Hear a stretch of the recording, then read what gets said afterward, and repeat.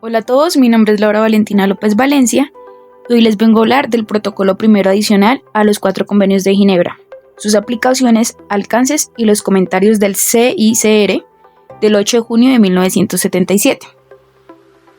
El protocolo adicional primero, adoptado el 8 de junio de 1977, completa y desarrolla los convenios de Ginebra del 12 de agosto de 1949 para la protección de las víctimas de los conflictos armados internacionales. Actualiza normas sobre la conducción de hostilidades y los medios y objetos de ataque, protege a la población civil y regula la protección de víctimas, personal sanitario, bienes culturales, el trato a los prisioneros, etc. Este protocolo entró en vigor el 7 de diciembre de 1978. En el contexto histórico, podemos decir que el protocolo adicional primero fue un producto de la Conferencia Diplomática sobre Reafirmación y Desarrollo del DIH, es decir, desde 1974 a 1977 en Ginebra, respuesta a los cambios de la guerra, guerras de descolonización, conflictos con actores no estatales en ciertos marcos y tecnologías nuevas. El protocolo primero adicional pretende reformar la protección de civiles y limitar los efectos de hostilidades en la conducta de las partes.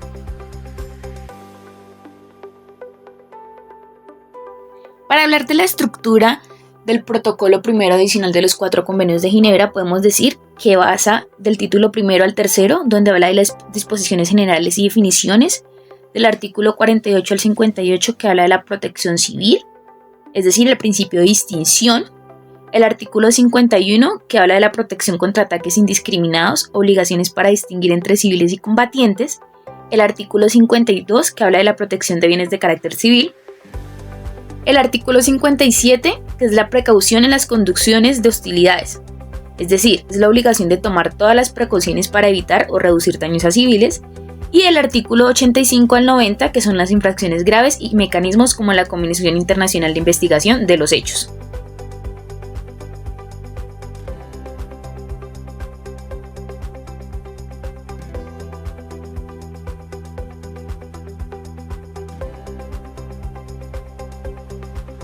En la aplicación del protocolo se habla en un ámbito principal, que es el encargado de los conflictos armados internacionales, desarrollando reglas aplicables entre estados beligerantes. Entra en vigor y adición el 7 de diciembre de 1978.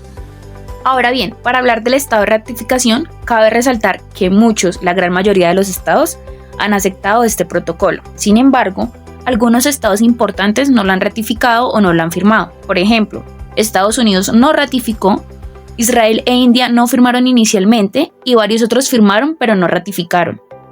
El protocolo primero se caracteriza por tener 5 principios normativos y esenciales. El primero es el principio de distinción, es decir, ataca solo objetivos militares. Si un blanco es civil, no puede ser objeto de ataque salvo que deje de ser civil por participar directamente. Segundo, el principio de proporcionalidad. Prohíbe ataques cuya eficiencia militar prevista sea superada por el daño incidental a civiles, es decir, la balanza entre ventaja militar concreta y daño colateral. Tercero, precauciones en ataque y defensa. Es la obligación de tomar medidas prácticas, es decir, el reconocimiento, elección de armas y método y aviso cuando proceda para minimizar daños colaterales. El cuarto principio son prohibición de ataques indiscriminados y de métodos perfidios, es decir, los métodos perfidios son tácticas engañosas en conflictos armados que violan la confianza del adversario al simular un estado de protección o buena fe para atacarlo. Ejemplo claro de esto incluye infringir el estado herido, simular la condición de civil o usar incorrectamente la bandera blanca, la cruz roja o el uniforme del enemigo, siendo estos actos prohibidos por el derecho internacional humanitario y considerados crímenes de guerra. Y por último, la protección de víctimas y grupos vulnerables. Son normas reformadas para heridos, prisioneros, personas de sanitario o población civil. Protección de bienes indispensables para la supervivencia. Alcances del protocolo primero adicional. En materia podremos decir que este protocolo amplía, precisa y moderniza las normas a los 4 convenios de Ginebra de 1949. Fortaleciendo la protección de las víctimas de los conflictos armados internacionales. En este caso serían 7 los alcances de este protocolo. Primero, el alcance material. ¿Qué regula? El protocolo primero regula la forma en la que se desarrollan los conflictos armados internacionales y protege a las personas que no participan directamente en las hostilidades. Bueno, esto incluye normas sobre la conducta de hostilidades, reglas sobre la protección de población y bienes civiles, disposiciones sobre la protección de los heridos, enfermos, náufragos y personal sanitario, y normas que prohíben el uso de armas o tácticas que causen daños indiscriminados o sufrimiento innecesario. El segundo es el alcance personal, es decir, a quien protege. El protocolo amplía la protección a un mayor número de personas, no solo a combatientes, protege a civiles y población en general, heridos, enfermos y náufragos. Tercero, el alcance territorial. Se aplica en todo el territorio en los estados partes en conflicto armado internacional, también en territorios ocupados y en los movimientos de liberación nacional reconocidos como conflictos internacionales. Cuarto, alcance jurídico. Aquí son los efectos legales. El protocolo primero adicional fortalece la fuerza legal en derecho internacional humanitario de tres maneras. Primero, al tipificar nuevas violaciones graves como crímenes de guerra. Segundo, obligar a los estados a prevenir, sancionar y juzgar tales violaciones. Y tercero, reafirmar que los principios de humanidad y distinción no pueden ser normas imperativas. Alcance humanitario. El protocolo primero representa un avance humanitario al colocar la dignidad humana en el centro del conflicto armado, asegurando que incluso en la guerra existen límites, es decir, busca reducir el sufrimiento humano, protege la vida y los derechos fundamentales, promueve el respeto mutuo entre combatientes y población civil y asegura la asistencia médica y humanitaria a las víctimas. Sexto, el alcance político e internacional. El protocolo reconoce que los movimientos de liberación nacional, anticoloniales contra regímenes racistas o de ocupación extranjera, pueden ser tratados como actores legítimos en el DIH. Por último, los comentarios del ICRC, el Comité Internacional de la Cruz Roja. Fue uno de los principales impulsores de la elaboración del protocolo primero adicional, y más tarde publicó comentarios oficiales para explicar, interpretar y contextualizar sus artículos. Inicialmente podríamos hablar del propósito que tienen los comentarios. Se podrían decir que son 13. Interpretar el texto jurídico, es decir, explicar el sentido y el alcance de cada artículo. Segundo, guiar su aplicación práctica. Orienta a estados, fuerzas armadas y tribunales de organizaciones humanitarias. Y tercero, preserva el espíritu humanitario del derecho internacional humanitario, es decir, el DIH. La naturaleza y el alcance del protocolo.